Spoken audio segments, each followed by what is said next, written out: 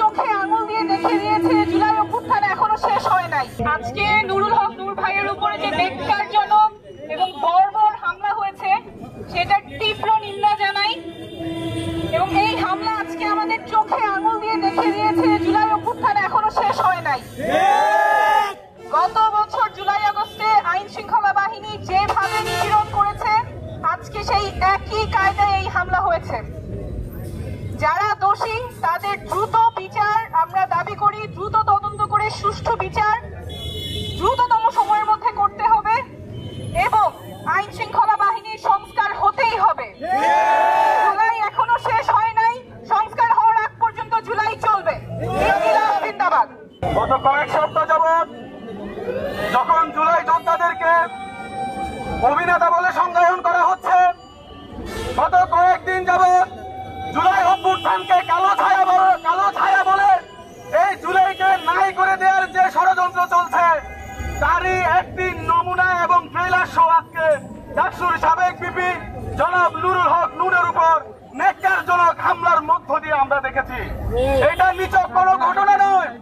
এই ঘটনার মাধ্যমে জুলাইকে নাই করে দিয়ে দীর্ঘ সময়ের আওয়ামী লেফটেন্যান্টের সুবিধাভোগী সেই জাতীয় পার্টির মাধ্যমে আওয়ামী ফ্যাসিবাদকে প্রাসঙ্গিক করার মাধ্যমে আওয়ামী ফ্যাসিবাদকে আগামী নির্বাচনে আবারও পুনর্বাসন করার যে নীল নকশা সেটি পরিকল্পিতভাবে আজকে ট্রেলার শো দেখানো হয়েছে। সুপ্রিয় জুলাই যোদ্ধাদেরকে আমি আহ্বান জানাবো, এখনো সময় আছে। আমরা আদর্শিক কোন দ্বন্দ্বে না গিয়ে দল মত ও আদর্শ মত পার্থক্য সব থাকা সত্ত্বেও আমরা যদি ঐক্যবদ্ধ না হতে পারি তাহলে সেদিন আর বেশি দূরে নয়। যারা এই বিপ্লবকে কালো ছায়া বলে, যারা বিপ্লবের নায়কদেরকে অভিনেতা বলে, যারা এই বিপ্লবের অভ্যুত্থানের নায়কদেরকে ফকিন্নি বলে সম্বোধন করে, তারাই এই দেশের যে অভ্যুত্থানকে আমরা পেয়েছি, যে অভ্যুত্থানকে কেন্দ্র করে নতুন বাংলাদেশে বিনির্মাণের যে সুযোগ পেয়েছি সেটাকে নাই করে দেওয়ার সেই নিকটতম ভবিষ্যৎ আর বেশি দূরে নয়।